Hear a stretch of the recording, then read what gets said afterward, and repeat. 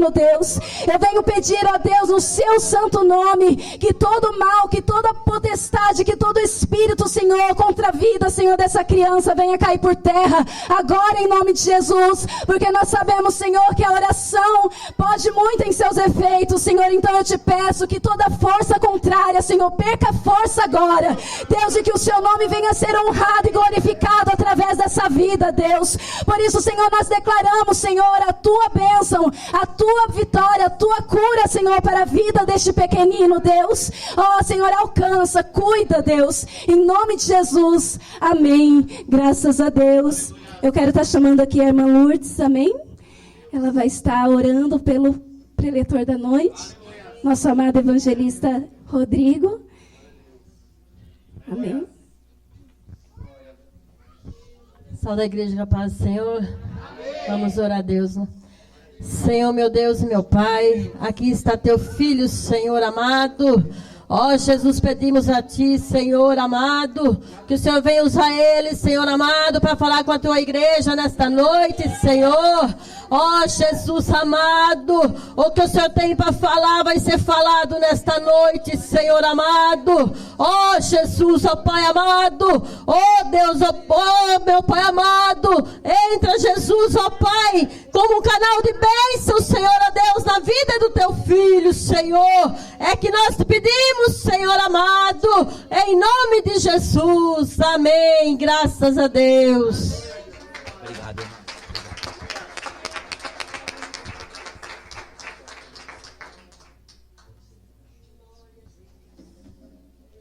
Graças a Deus. Irmãos, eu saúdo a todos com a paz do Senhor Jesus Cristo. Amém. Quem trouxe a Bíblia, por gentileza? Glória a Deus. O livro é o de Esther. Aleluia. O capítulo é o de número 6. Glória a Deus. Livro de Esther, capítulo de número 6. Versículo de número 10, de número 11. Esther, capítulo de número 6, versículo 10 e 11.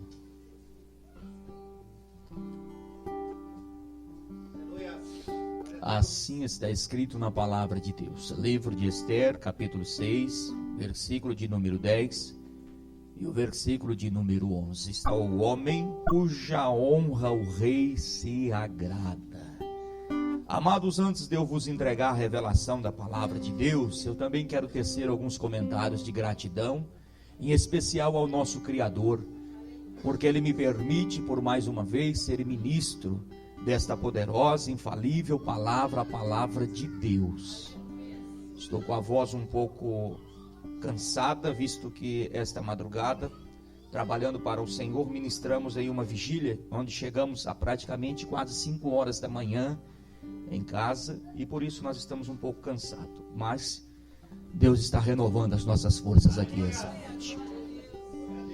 Fico feliz por estar nesta casa ministrando, é a primeira vez que eu venho a este lugar.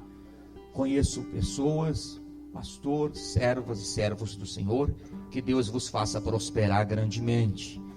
Rever a serva de Deus, a irmã Vanessa, o esposo Alex, que são amigos nossos, que Deus vos abençoe grandemente, e a amada igreja, que sairão daqui uma vez mais saciados da palavra de Deus.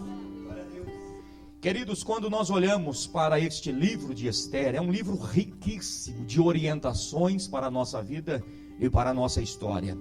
Porém, eu não vou tomar parte da história de Esther, que é uma história linda por demais, de uma menina órfã, perde os pais e acaba sendo criada pelo próprio tio, e Deus olha para ela.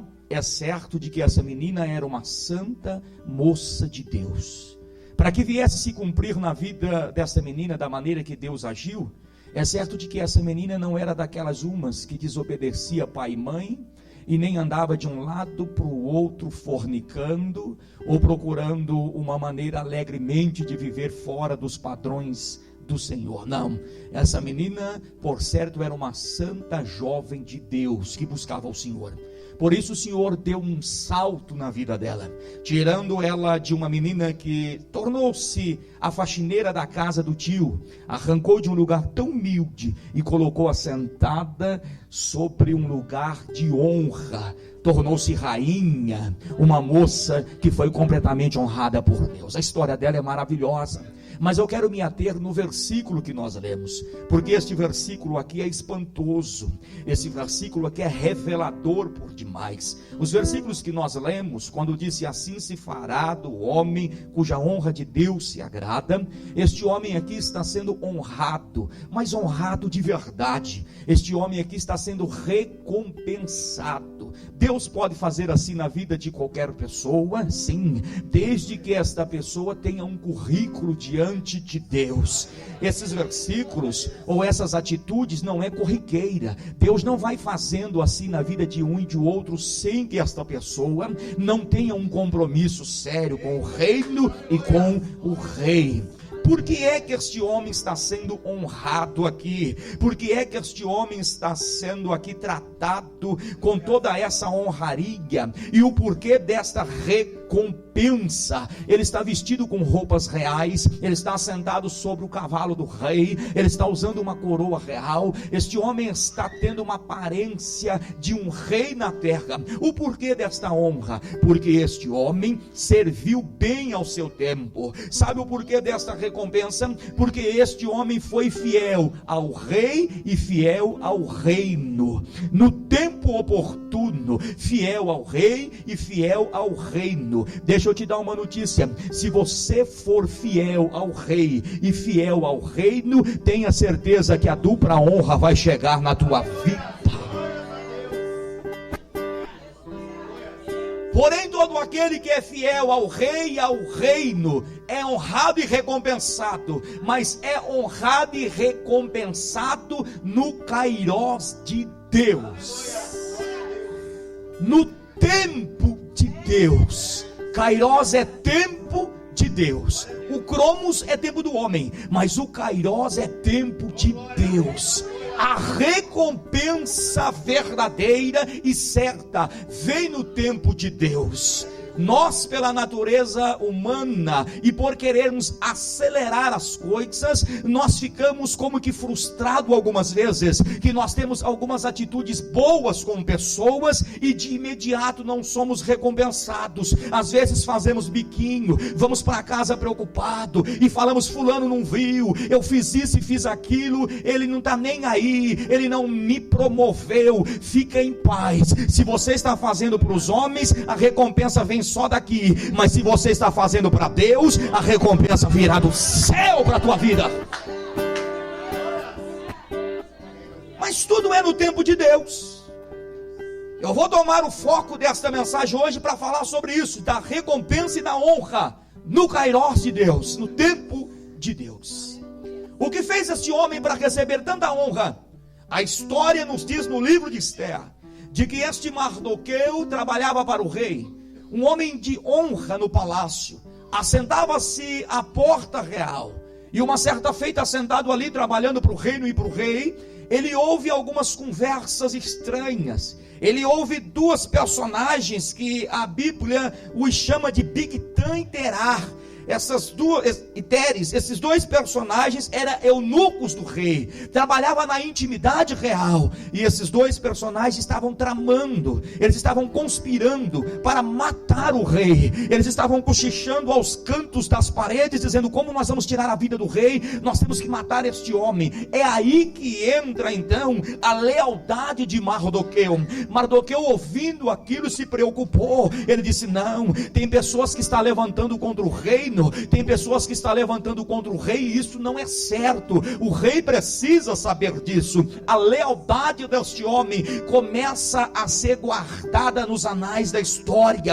Este homem poderia ter ouvido estas ameaças e ficar quieto, como que dizendo: bom, não é comigo, o problema não é meu, então deixa para lá. Deus não quer pessoas assim. Deus quer pessoas completamente comprometidas com o reino e com o rei. Se estão falando mal do reino, estão falando mal de nós. Se está falando mal de nós, está falando mal do rei. E então nós somos uma só família, defendemos uns aos outros.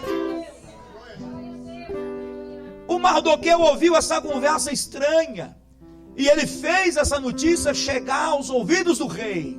O rei então ficou sabendo que a conspiração estava contra ele, e que ele seria morto por 2 eunucos. O rei fica alegre por essa notícia, por essa libertação da morte. O rei então captura esses 2 eunucos e os mata, tirando a vida desses que planejava mal contra o reino e o rei. E essa notícia foi boa aos ouvidos do rei, aos ouvidos do rei Assuero. Porém o Mardoqueu foi quem deu a notícia. Se não fosse o Mardoqueu, o rei tinha morrido, a história seria outra. É ele quem traz as boas novas, é ele quem dá essa liberdade, é ele quem traz essa fidelidade real. Porém, no momento, pela lógica se esperava de que no dia que o rei foi livre, que matou seus inimigos, o rei tocasse trombeta e dissesse: traga Mardoqueu à minha presença, porque eu quero dar a ele um cordão de ouro, eu quero vesti-lo com vestes novas, quero dar a ele terras para que ele possa plantar e colher, quero colocar ele aqui como homem de honra. Porém, isso não acontece. No momento da notícia da libertação, no momento dessa grandiosidade e dessa intimidade que ele revela ao rei, nada aconteceu. Ele não foi honrado, o rei não chamou na sua presença, o rei não perguntou para ele: olha, muito obrigado, você fez isso, eu vou coroar você. Não, nada aconteceu, passou-se despercebido. Alguém poderia dizer: mas o rei foi ingrato, o rei poderia ter abençoado Mardoqueu. Quem sabe se nós estivéssemos na posição de Mardoqueu, nós ficaríamos irados. Tudo que eu fiz, fui contar para ele, dei liberdade da vida. Dizer uma coisa para você: tem trabalhado para o reino, se você tem servido fielmente ao rei e ainda se sente injustiçado, segura só mais um pouquinho, a sua recompensa está descendo do céu, em nome de Jesus Cristo. Tudo é no tempo de Deus, a recompensa vem por ele, mas no tempo de Deus. Existem alguns personagens da Bíblia Sagrada que viveram situações semelhantes. Já nós voltamos aqui falando de Mardoqueu, mas deixa eu passear um pouquinho pela Bíblia com você. A Bíblia fala de um menino chamado Davi. Davi foi procurado e achado por Deus em um tempo de crise em Israel, onde o rei de Israel estava completamente descompromissado. O rei era Saul. Saul já não servia mais o reino e o rei como deveria servir. Deus então já havia assentado em seu coração trocar de rei naquela época. Ele levanta um profeta e o envia à casa de Jessé de Belém, o belemita. E dentro dos filhos do belemita tinha um qual o Senhor Deus já havia preparado para a tão grande obra.